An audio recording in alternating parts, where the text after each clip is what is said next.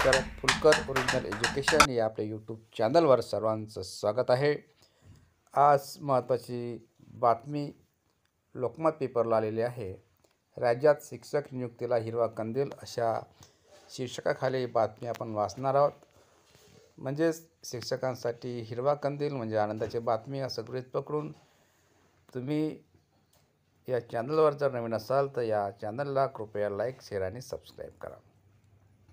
बघा, पुण्यावरून ही बातमी दिलेली आहे आणि विशेष म्हणजे राज्यात पवित्र पोर्टलमार्फत शिक्षक भरती प्रक्रिया सुरू आहे.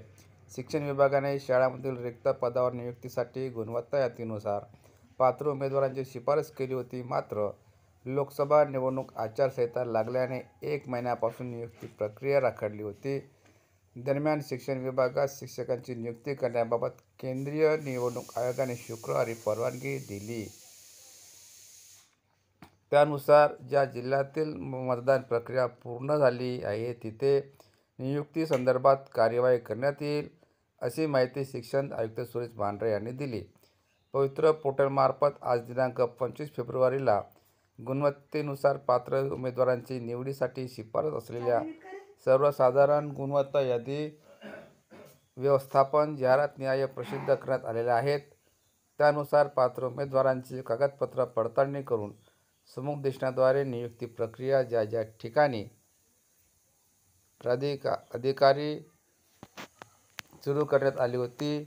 दरम्यान निवडणूक आयोग यांनी लोकसभा निवडणुकीचा कार्यक्रम घोषित केला आणि आचारसंहिता लागू करण्यात आली.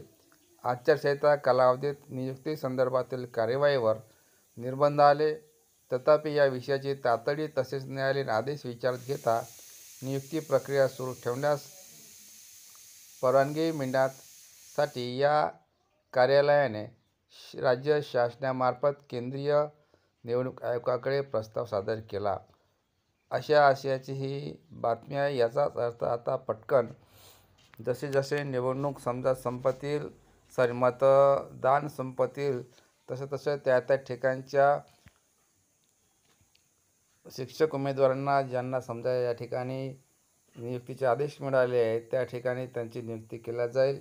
बाकीच्यांना नियुक्ती मात्र जूनमध्येच दिल्या जाईल, अशा आशयाचं काल एक शिक्षक पदभरतीबाबतचं सूचनापत्र प्रसिद्धीपत्रक काल पवित्र पोर्टलच्या वेबसाईटवर उपलब्ध झालं होतं. ही बातमी तुम्हाला आवडली असेल नक्कीच लाईक, शेअर, सबस्क्राईब करा. भेटूया पुढील व्हिडिओ. धन्यवाद.